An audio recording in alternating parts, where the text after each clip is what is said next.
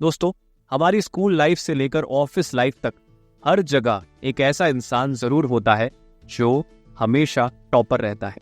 इस इंसान की आभा इतनी जबरदस्त होती है कि बाकी टॉपर या तो उससे प्रेरित होते हैं या फिर उसे कॉपी करके टॉपर बनने की कोशिश करते हैं।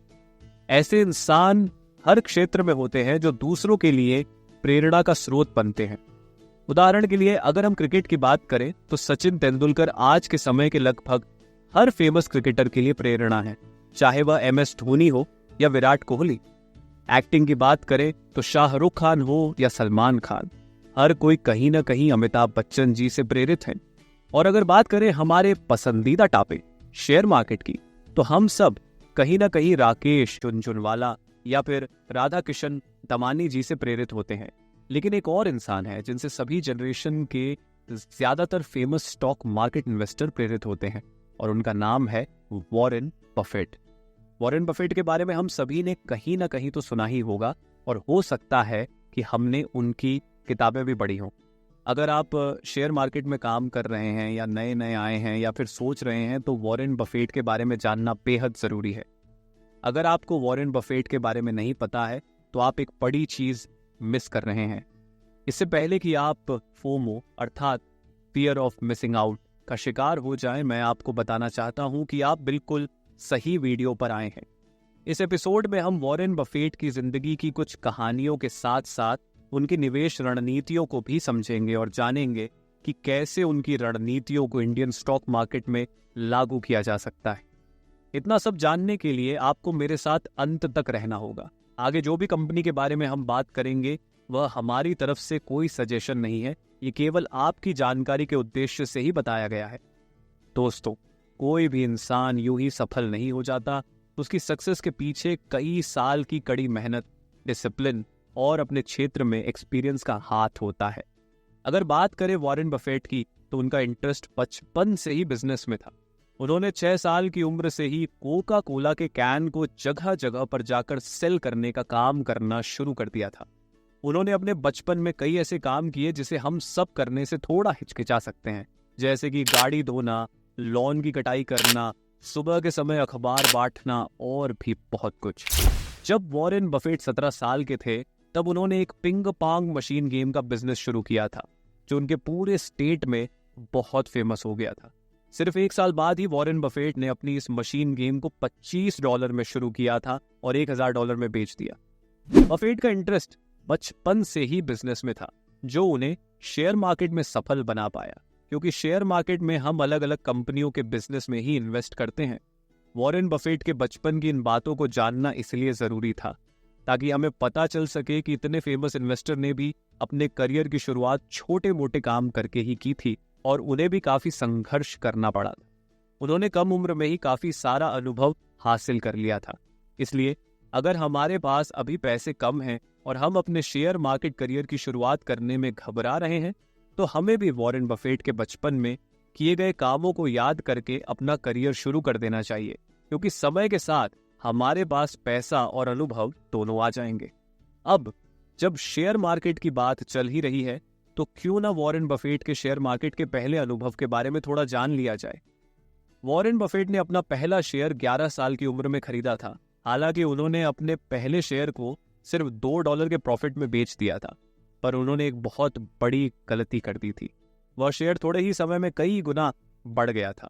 लेकिन फिर यह 11 साल का बच्चा ओमाहा का ओरेकल क्यों कहलाने लगा, और उसने ऐसी कौन सी रणनीति अपनाई कि उसका नाम दुनिया के सबसे अमीर लोगों की सूची में हमेशा आता है।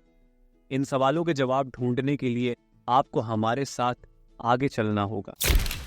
अब हम उस असाधारण पोर्टफोलियो के बारे में चर्चा करेंगे जिससे हमें यह पता चल सके कि वह कौन सी स्ट्रैटेजी थी जिसके कारण वॉरेन बफेट इतने महान बने। वॉरेन बफेट का पोर्टफोलियो यदि हम नंबर के ट्रेंड्स में देखें तो बिलियंस ऑफ डॉलर्स में है। अगर आपके पास बिलियंस ऑफ डॉलर्स होते तो आप भारतीय स्टॉक मार्केट की कौन सी कंपनी में निवेश करते? शायद सभी में। पर वॉरेन बफेट ने ऐसा नहीं किया। उनके पोर्टफोलियो का 45% हिस्सा एक ही कंपनी में इन्वेस्ट है, जिसका नाम है एप्पल, जबकि उस टाइम पे एप्पल इतनी बड़ी कंपनी नहीं थी। वॉरेन बफेट का एक और फेमस इन्वेस्टमेंट है जिसके बारे में ज्यादा लोग नहीं जानते, और वह है उनकी खुद की कंपनी बर्कशायर हैथवे।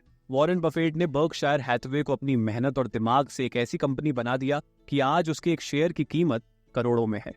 अगर आपको बर्कशायर हैथवे की इंटरेस्टिंग स्टोरी जाननी है तो कमेंट सेक्शन में जरूर बताएं, क्योंकि वह स्टोरी इतनी इंटरेस्टिंग और बड़ी है कि उसे एक एपिसोड में कवर करना संभव नहीं है। अगर आप जानना चाहते हैं कि कैसे वॉरेन बफेट ने बर्कशायर हैथवे में अपनी शुरुआती $10,000 के इन्वेस्टमेंट से $37,000 करोड़ बनाए, तो आपको हमारे साथ बने रहना होगा, क्योंकि अब हम आगे चर्चा करने जा रहे हैं वॉरेन बफेट की फेमस स्ट्रैटेजीज के बारे में। वॉरेन बफेट की एक फेमस स्ट्रैटेजी है वैल्यू इन्वेस्टिंग। वैल्यू इन्वेस्टिंग में हम ऐसी कंपनियों में निवेश करते हैं जिनका शेयर प्राइस कंपनी की वास्तविक मूल्य से कम हो रहा हो। इसका मतलब है कि हमें उन कंपनियों को देखना है जिनके शेयर प्राइस कुछ हालिया घटनाओं के कारण कम हो गए हैं। आपको ऐसी कंपनी को ढूंढना है जिसका बिजनेस तो अच्छा है पर अभी वो घाटे में चल रही है। ऐसी कंपनी का बिजनेस देखकर कई बड़ी कंपनियां उनको मर्ज कर लेती हैं, या तो वो कंपनी खुद ही थोड़े टाइम में ग्रो करने लग जाती है, जैसे कि वोडाफोन और आइडिया हाल ही में मर्ज हुई, और इसी तरह यस बैंक को SBI जैसी बड़ी कंपनियों ने ही डूबने से बचाया था।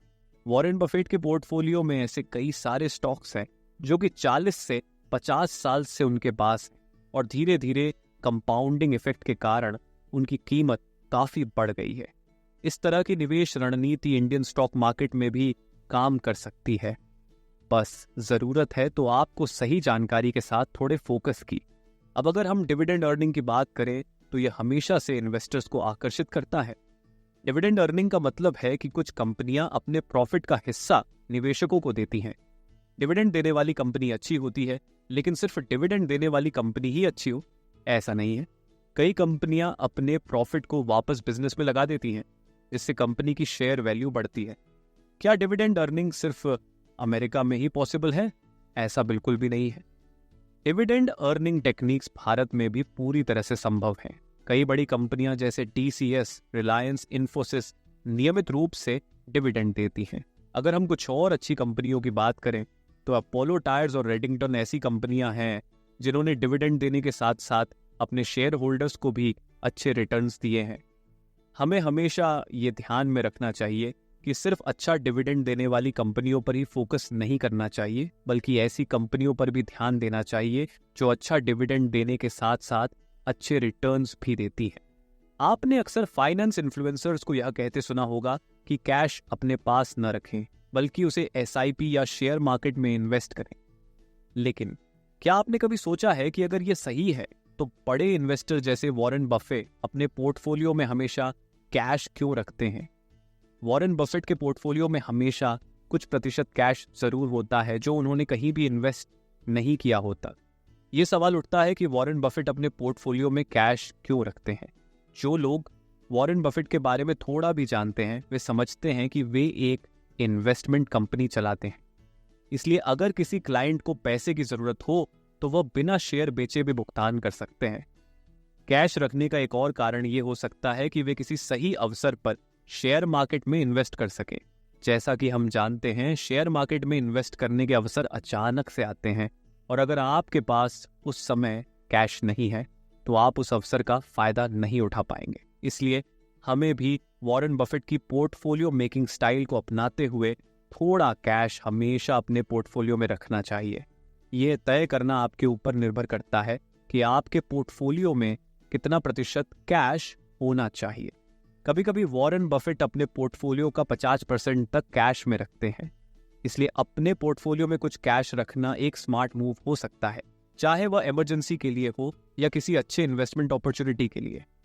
इस तरह जब भी आप अपने पोर्टफोलियो की योजना बनाएं तो सुनिश्चित करें कि आप कुछ नकदी रखें, क्योंकि कभी कभी कैश ही राजा होता है। वॉरेन बफेट शायद ऐसे अकेले इंसान हैं जिनके ऊपर सैकड़ों किताबें लिखी गई हैं और हर कोई उनसे कुछ न कुछ सीखना चाहता है। लोग उनसे मिलने के लिए करोड़ों रुपए देने को भी तैयार रहते हैं। दोस्तों, कुल मिलाकर हमें निवेश में पेशेंस रखना बहुत ही जरूरी है। वॉरेन बफेट ने भी अपने 50 साल की उम्र के बाद ही ज्यादा पैसे कमाए थे। उम्मीद है कि आप इस लर्निंग को अपनी लाइफ में जरूर अपनाएंगे।